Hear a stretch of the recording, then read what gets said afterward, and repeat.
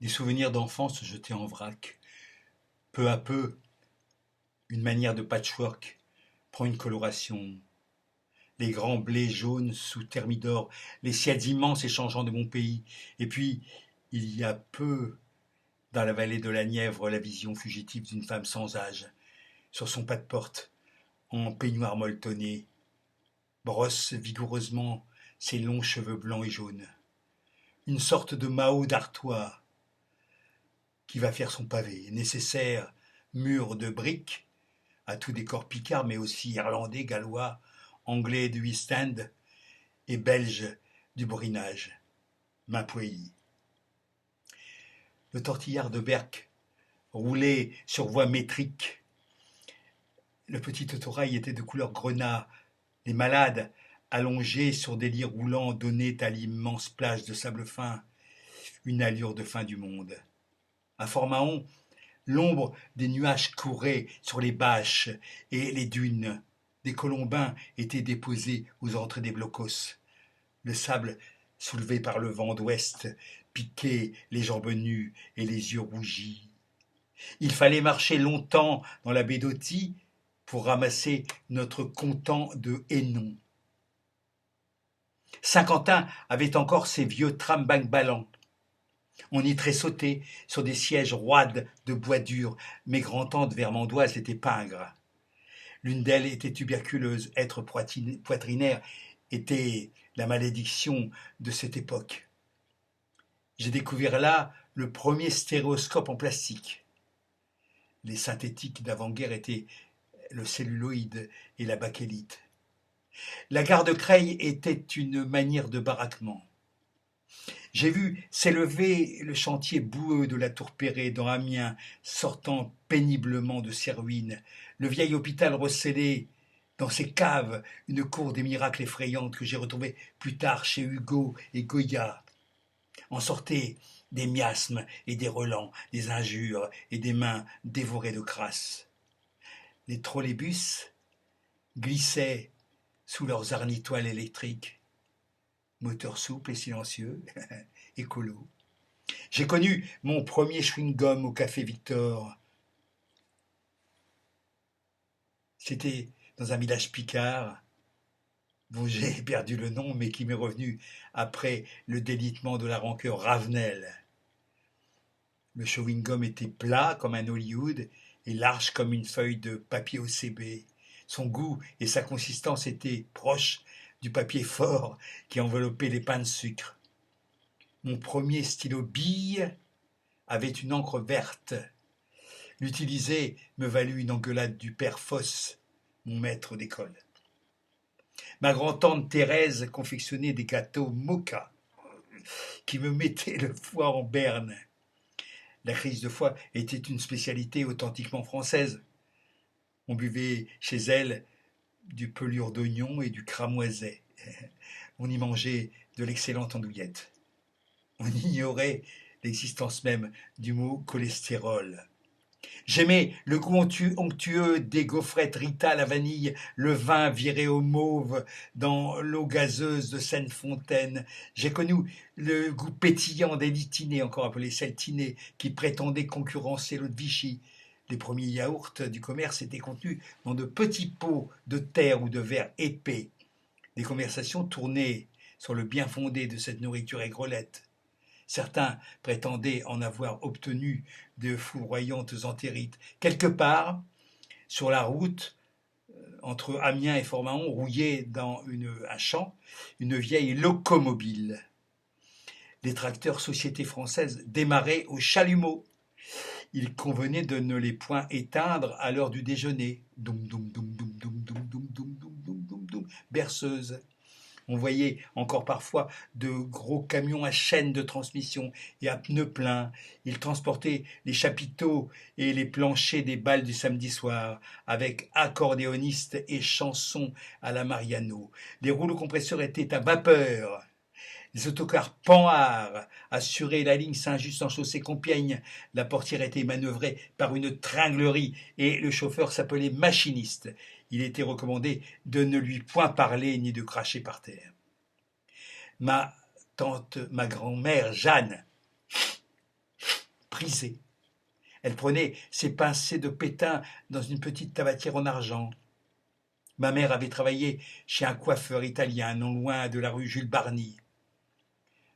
Mon grand-père maternel travaillait au dépôt de Longo, ses cannes à pêche, sa musette, ses bagages étaient peints en vert wagon. Nul doute que sa bite fut elle-même tatouée du chiffre de la SNCF. Du reste, il lui arrivait souvent de dérailler. Mon oncle Lucien était toujours en bleu de chauffe. Ses yeux étaient bleus, il fumait du tabac bleu, mais ses beefsteaks devaient être cuits à point. Beaucoup d'hommes portaient des bleus. Ils étaient avec la casquette et le noir bourgeron, la marque de la noblesse ouvrière. Certains s'entouraient la taille d'une longue ceinture de flanelle. Ma tante Mélie était toujours en tablier. Toutes les femmes du peuple vivaient en tablier et portaient des combinaisons couleur chair. Celles qui portaient longuement le deuil étaient rares. Elles vieillissaient dans les tons parme et vieux rose. Certaines sentaient le vin. Chez ma tante Bertine, du côté de la prison, opération Jéricho, il y avait un trou d'un demi-mètre cube au beau milieu de la cuisine, creusé par les enfants pour qui le mot hooligan eût dû être inventé. Il servait éventuellement à recueillir les cendres du poêle. Les étrons n'étaient pas rares en ces lieux conviviaux. La table était un fatras sans nom. La toile cirée était un véritable millefeuille archéologique. J'étais un enfant bien élevé. Chez nous, la merde était confinée aux seaux hygiéniques javelisés et aux chiottes en bois dans la cour. Il arrivait que le trop-plein de la fosse nous effleurât le derche. Parfois venaient les vidangeurs qui empuantissaient la rue pour plusieurs jours. À Vieux-Moulin, on chiait carrément sur le fumier, assis sur une planche clouée sur 2 bâtons. Le frère de ma grand-mère maternelle était bûcheron, sa femme harpie. Mon arrière-grand-père avait été en compagnie de son cheval à l'heure de péniche sur l'Oise. Il buvait beaucoup. Beaucoup buvaient alors beaucoup. Côté paternel à Amiens, on était dans le tissage du velours. Un bisaïeul vendait du poisson. À Venette, chez des amis de mes grands-parents maternels, il y avait un fascinant jardin japonais où un miroir tenait le lieu de rivière. Le vrai jardin était tiré au cordeau. Un compost odorant eût fait le bonheur des écologistes. Ces gens-là étaient des Lequesnois avant la lettre.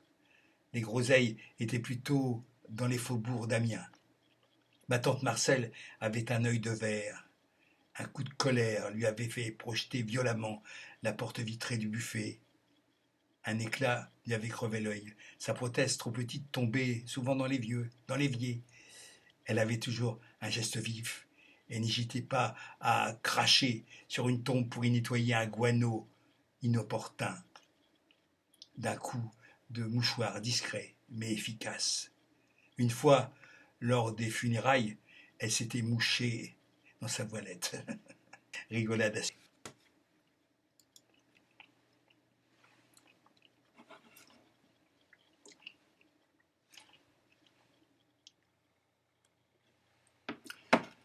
Les poêles flamands possédaient 2 portes de four. On pouvait y mettre les jambes pour faire sécher ses culottes mouillées de neige. Je faisais de la luge au petit bois. La luge était une simple planche. On peut facilement sculpter le cran, la craie. Gorgée d'eau, elle se transforme en bouillie blanche. Une vieille marchande de 4 saisons passait rue Éloi Morel à Amiens avec une voiture tirée par un baudet. J'ai campé dans une ferme du Champ-Neuf dans le Marcanterre. Nous étions 20 ou 30 adultes et enfants couchés sur de la paille couverte de draps en randonnions. Nous faisions nos besoins dans le sable, dans une pinède, au-delà de la pâture où nous jouions à la pétanque avec des galets. Mon oncle Lucien, l'autre, arbitrait les parties de Monopoly en frappant sur des douilles d'obus en cuivre.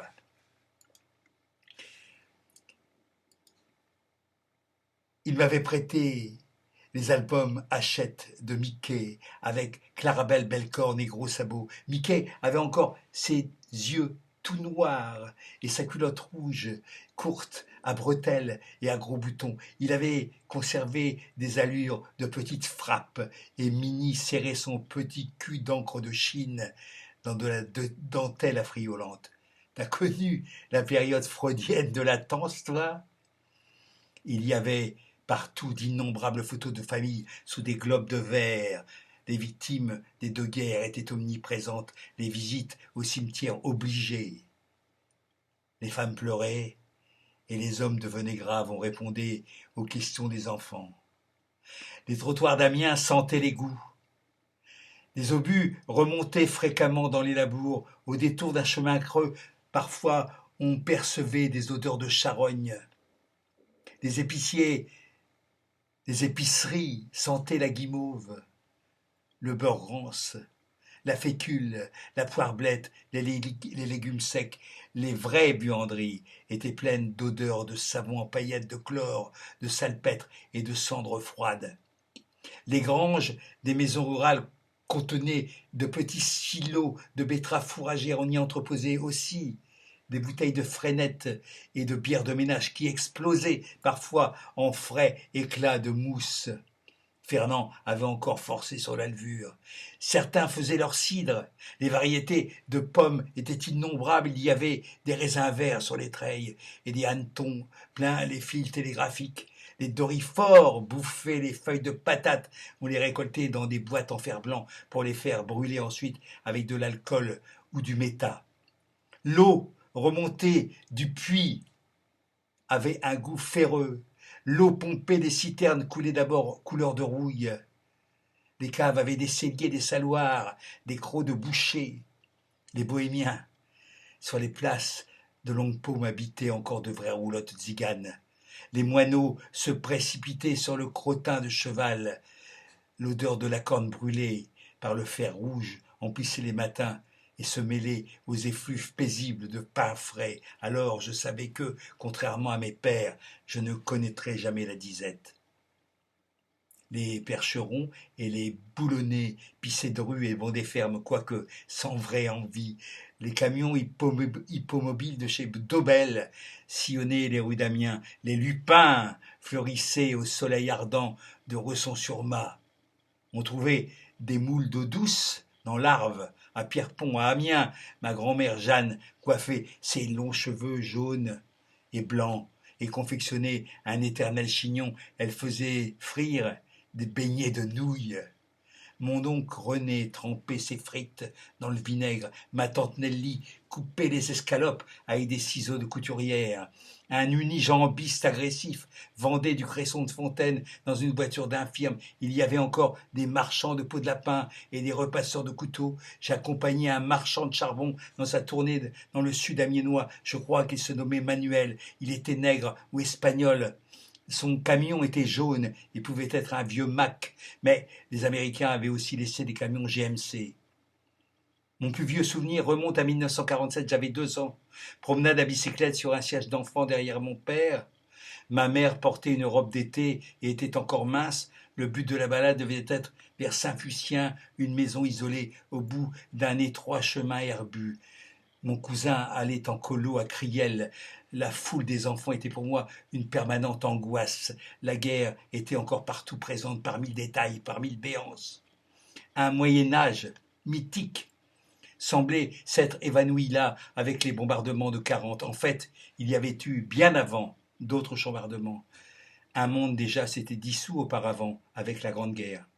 Je dessinais des heures entières sur la toile cirée de ma grand-mère Alfreda. Mon grand-père Marceau rapportait parfois des brochets grimaçants. J'aimais le hareng sort et préférais les œufs grumeleux à la laitance amère.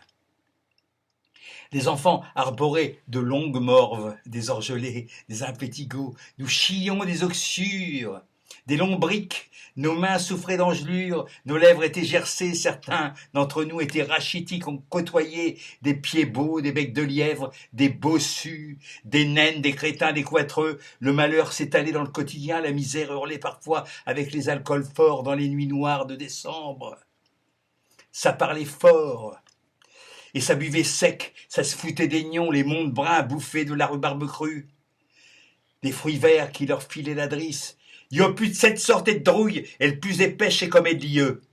Le lait tiède sortait du pied des vaches, on faisait des batailles d'œufs pourris, le purin coulait dans les caniveaux, les touères avaient un anneau dans le nez et attendaient paisiblement au milieu des poules cayennes les congrès fécondants. À Saint-Leu, les péqueux laissaient couler leurs lignes dans les eaux sombres d'un Styx encore rural qui faisait tourner plus loin des moulins à huile. Non loin du marché sur l'eau où se rassemblaient les bateaux plats des ortillons, se tenait la confiture materne. La confiturerie materne. On trouvait encore des brasseurs. Le docteur Rigolo avait fait fortune avec ses cataplasmes. Mode cordonnier, devenu plus tard Moco, vendra aussi de la limonade et plus tard du soda. Le Joco était un pain plus petit que la baguette, mais plus grand que le bâtard. Ici, je puis bien me tromper. On ne disait pas maman, mais maman ou amant. Les papilles d'alors s'appelaient pépère. On disait mon oncle et ma tante. Si on était sage ou poli ou simplement rétu, on avait droit aux prêts ou aux étrennes pendant les fêtes. À Amiens, on se disait volonté bête de somme et on y pratiquait le rébus, la scatologie et l'autodérision. Quinte, Albert, Ibray, Suzanne, Alry. Certains racontaient des histoires de cafougnettes, héros nordistes. On avait des ancêtres ch'timis et des cousins parisiens auprès desquels on nourrissait un vague complexe d'infériorité parfois, au détour d'un chemin, aujourd'hui, une enseigne oubliée, un pan de mur de briques, une phrase lancée, une figure humaine sortie tout droit d'une mémoire collective opiniâtre font revenir à la surface de ma conscience une lame de fond infiniment mélancolique et fière. Je vois émerger de la glaise ce peuple rude médiéval, plus que tout autre industrieux et enfantin. J'oscille avec lui entre flamboyance et désespoir, élan céleste et viscéralité. Au-delà de tout, ce qui demeure au fond, c'est ma picaritude.